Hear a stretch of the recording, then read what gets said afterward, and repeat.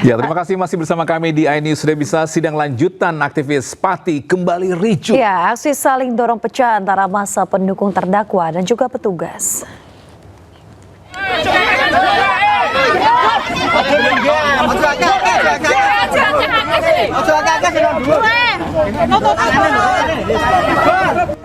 Kericuhan pecah dalam sidang ketujuh aktivis Pati dengan terdakwa Teguh Istianto dan Supriyono yang digelar di Pengadilan Negeri Kelas 1 A Pati.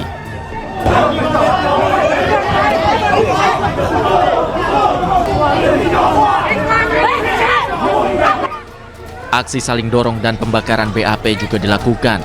Bahkan, simpatisan juga sempat memblokade mobil Kejaksaan Negeri Pati lebih dari 8 jam.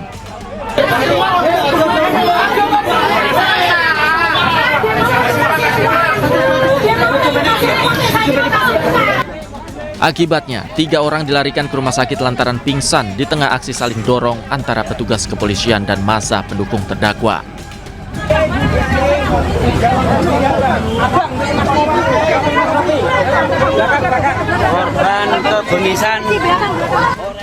Keluarga dan massa pendukung kecewa lantaran sidang ditunda oleh majelis hakim. Kan kalau boleh hari Rabu seperti biasa kita hadirkan saksi tersebut. Namun jaksa meminta 1 minggu. Sehingga warga kecewa karena mereka sudah datang di sini untuk memberikan support kepada Teguh dan Mas Boto, malah ditunda seperti ini.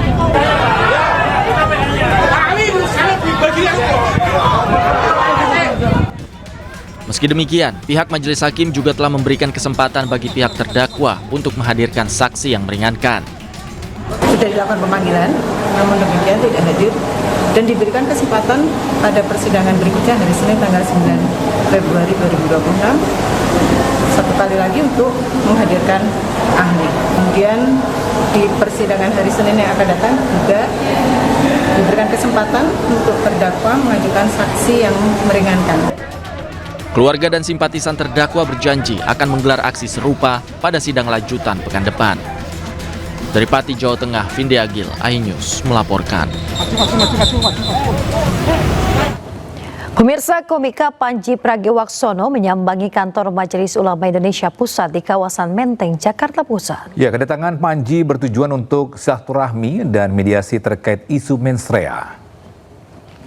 Setengah formal, setengah informal, diskusi, ngobrol. Ya, didampingi kuasa hukumnya Haris Azhar, komika Panji Pragiwaksono sambangi kantor Majelis Ulama Indonesia Menteng, Jakarta Pusat pada Selasa sore.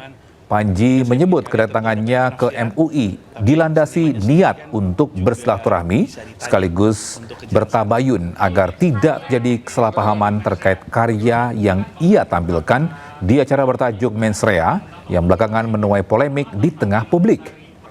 Kurang lebih 1 jam lamanya Panji berada di dalam kantor MUI.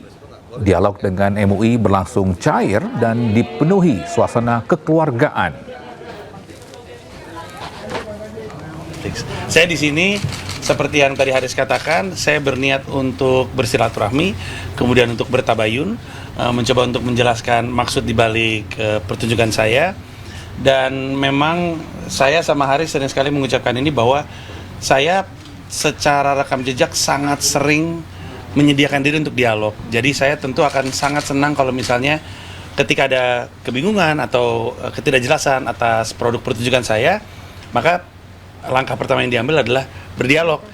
Nah, itu adalah sesuatu yang saya lakukan dan alhamdulillah dialognya juga terjadi.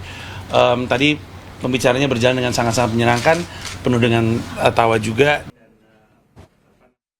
Pemirsa, Kejaksaan Agung mengungkap telah mengetahui lokasi Riza Khalid. Pihaknya pun berkoordinasi dengan Interpol untuk menangkap buronan kasus dugaan korupsi tata kelola minyak mentah tersebut.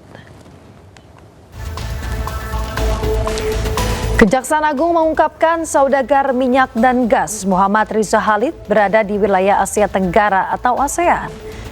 Namun Kejagung menyebut meski ada red notice, Riza Khalid tidak bisa langsung ditangkap. Sebab sistem hukum di negara tempatnya berada saat ini berbeda dengan Indonesia dan diperlukan diplomasi dengan pihak terkait. Sebelumnya Interpol telah terbitkan red notice untuk Riza Khalid.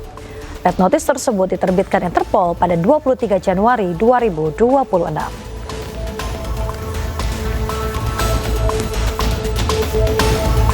Informasi dari penyidik sih ada di salah satu negara. Ya, negara di wilayah ASEAN. Informasi penyidik, tapi pasti saya tidak bisa memastikan. Yang jelas dengan terbitnya red notice ini akan membatasi ruang gerak yang bersangkutan karena akan termonitor oleh imigrasi seluruh negara-negara yang terikat dengan Interpol. Tapi ingat bahwa ini kan terbitnya red notice tidak serta-merta langsung dapat kita menangkap. Ini kan ada di negara lain dan tentu di situ juga ada kedaulatan hukum kepentingan nasional masing-masing dan sistem hukumnya yang berbeda.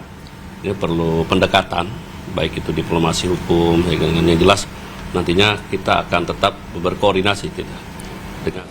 Pemirsa, sidang lanjutan gugatan Citizen Lawsuit terhadap ijazah Jokowi kembali digelar di Pengadilan Negeri Solo dengan agenda sidang mendengarkan keterangan saksi dari pihak tergugat.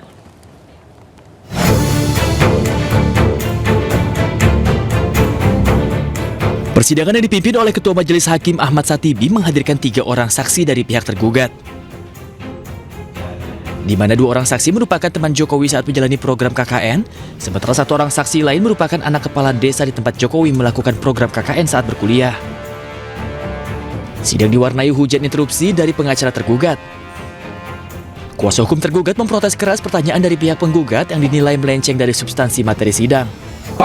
Yang mulia, mohon intervensi keberatan. Cukup ya. Nadanya sudah menyudutkan kepada saksi ini. Etikanya gimana? Saya tidak melanggar. Silakan. Keras karena pertanyaan yang disampaikan tidak substansial. Tidak substansial, semisal ada tidaknya listrik dan seterusnya, itu kan bukan substansi. Yang substansi dalam hal ini adalah bahwa benar Pak Jokowi sebagai salah satu anggota kelompok peserta KKN dari UGM pada tahun 1985 yang dilaksanakan antara bulan Maret sampai Juni di Desa Ketoyan, Kecamatan Wonosegoro, Kabupaten Boyolali. Substansinya adalah itu. Dinamika saja, kalau saya lebih mencubit itu kepanikan karena kita bisa melanjangi saksi. Kan sepanjang saya tidak dilarang, tidak ditegur palu oleh hakim, itu hak kami. Kami juga tidak menginterupsi rekan kami Pak JP Irfan. Secara pribadi saya tidak ada masalah dengan Pak JP Irfan. Usai mendengarkan keterangan saksi, sidang pun ditunda dan akan dilanjutkan kembali pekan depan dengan agenda mendengarkan keterangan saksi ahli. Bisa di luar sidang kepada awak media, 2 saksi yang merupakan teman Jokowi saat menjalankan program KKN menyebut jika Joko Widodo ini atau Jokowi lebih dikenal dengan nama Jack. Pemirsa, Rais Wijaya, salah satu saksi yang dihadirkan dalam persidangan, mengungkapkan kesan saat menjalani KKN bersama Joko Widodo. Dirinya mengungkapkan jika Presiden ke-7 RI Joko Widodo lebih akrab dipanggil Jack oleh rekan-rekannya saat menjalani KKN di Desa Ketoyan.